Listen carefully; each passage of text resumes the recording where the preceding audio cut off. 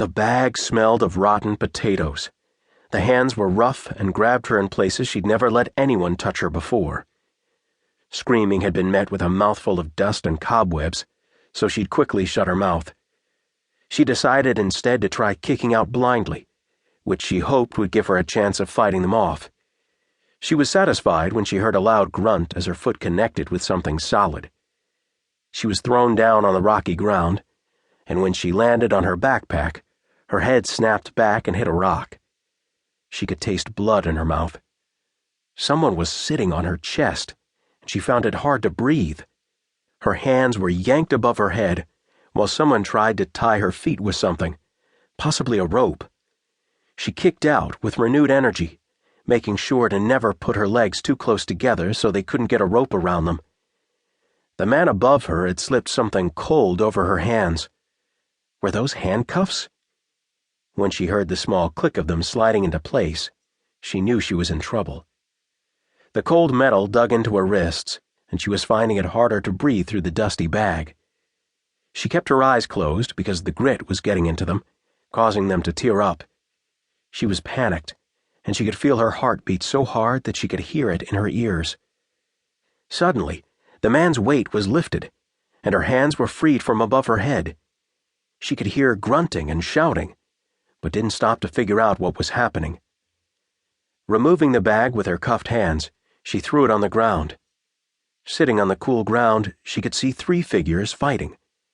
One man stood in the middle and was kicking out at 2 larger men. She got up and started to run towards the lights, screaming at the top of her lungs.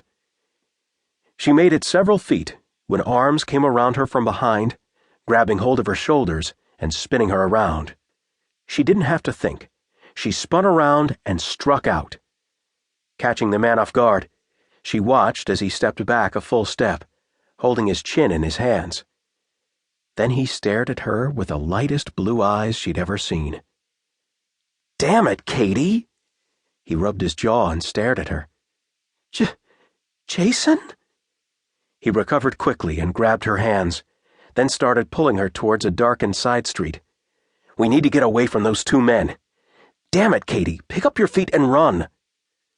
Several people had come out of their small houses on the outskirts of town to see what was going on. Katie just stared at them as he pulled her down a dark alley. "I am!" At least she was trying to. It must have been the lack of oxygen that was causing her head to swim. She felt like she couldn't really focus on anything. It seemed to her that they had been running for miles through the streets, and she started having a hard time keeping up. They had passed all the houses and entered the main part of the city. Here the buildings were taller and closer together, and the streetlights lit up the darkness. She looked at Jason's back as he pulled her down street after street. His hair was longer, and it looked like he'd gained a little muscle since the last time she'd seen him.